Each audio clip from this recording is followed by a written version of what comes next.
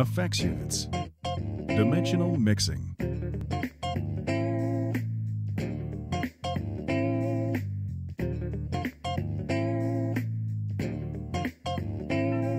I am assuming that most of you understand that the basic concept of a reverb unit is to add artificial reverb to audio signals of your choice.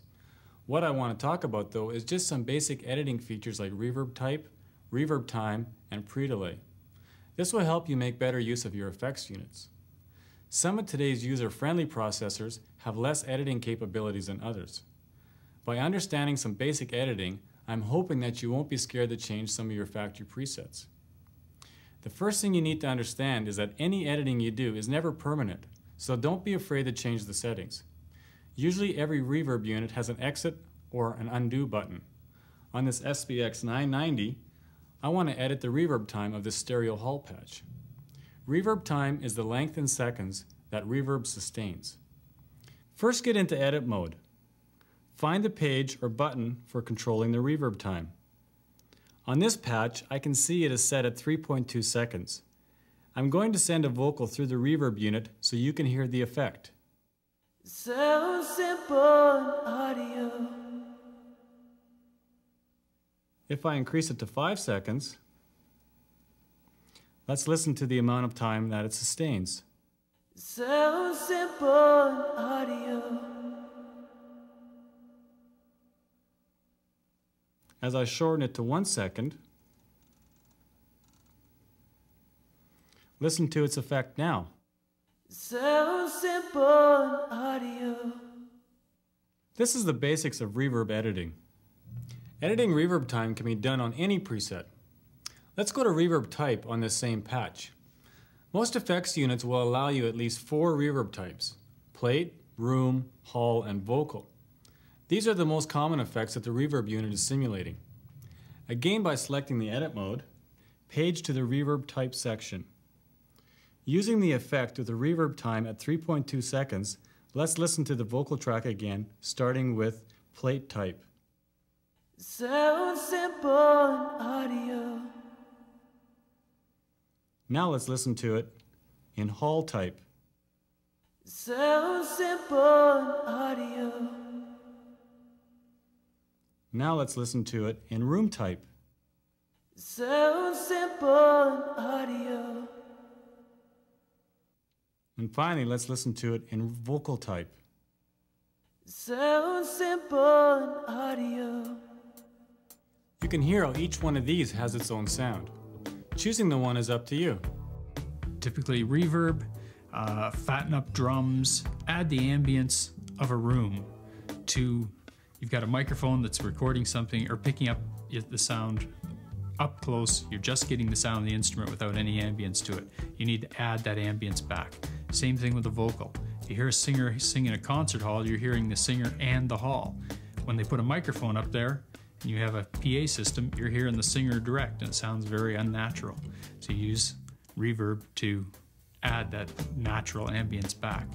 So having a really good reverb effect on your vocal can really warm up the sound, especially if you're able to run it in stereo. It just enhances the vocal and makes it very, very pleasing, and can often turn a dry sound, obviously, into a very, very warm, reverberated sound. Finally, let's talk about pre-delay. Pre-delay is the amount of time that the reverb is delayed before it affects the input signal. By increasing the pre-delay time, it will take longer for the input signal to be affected. Let's do another demo. Select the edit mode again, page or select to the pre-delay or initial delay. Let's start at 0.1 millisecond. So simple audio. You can hear that the reverb affected the vocal immediately. Now let's increase the initial delay or pre-delay to 100 milliseconds. So simple audio. You can hear how the reverb came in after the vocal. That's how pre-delay works. Some reverb units do not allow you to edit any of these features. Most of the time they are set up as a preset and will accomplish basically the same thing. These are the very basics of reverb editing. Digital delay units allow you to produce multiple echoes on an audio signal. The most common uses for them are on vocals, but they can also be used on instruments for special effects. The two basic editing features that I want to talk about are delay times and feedback.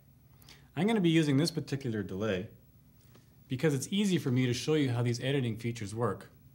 Although your delay unit may not look exactly like this, with a little bit of searching you will find the same editing features on yours.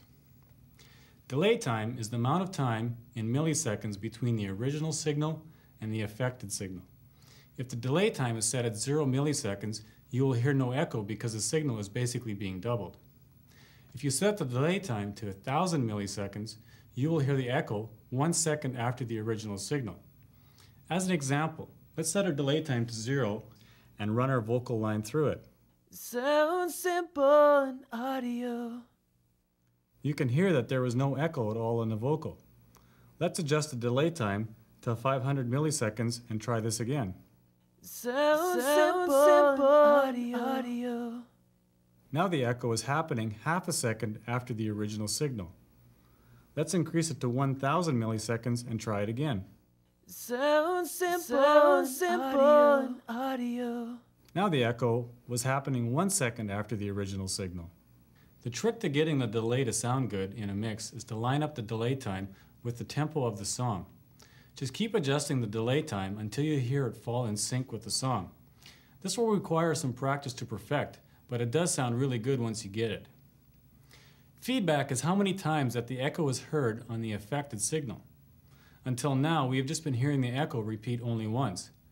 By adjusting the feedback, we can hear these echoes repeat 2 times, 4 times, or basically as many times as we want. The feedback is measured in percentage from 0 to 100%. On this delay, I have a rotary pot that performs this function. Left is 0% and all the way to the right is 100%. Let's try this on our vocal line again. I'm going to select about 25% feedback with a delay time at 500 milliseconds. Sounds simple audio. You can hear that the words are repeating themselves a lot more than once. Let's try with the feedback up a little higher at 50%. Sounds simple audio. This would probably be too much. Overusing this function can really make a mess of your mix, so be careful. I would suggest that whenever you listen to music, see if you can hear how much delay is on the vocal.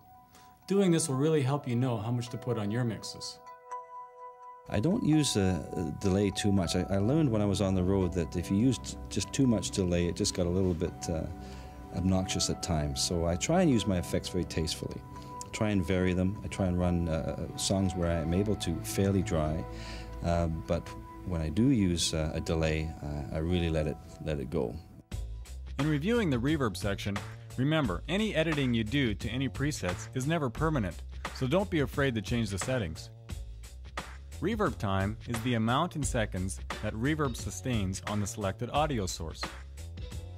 There are usually 4 types of reverb that the unit is simulating. These are room, vocal, plate, and hall. Pre-delay is the amount in milliseconds that the reverb will wait before it affects the signal. Digital delay units allow you to put multiple echoes on an audio source, mostly as an effect. Delay time is the amount in milliseconds between the original signal and the affected signal. Feedback is how many times the echo is heard on the affected signal. This is measured in percentage from 0 to 100. Using effects tastefully will always make your mix sound better.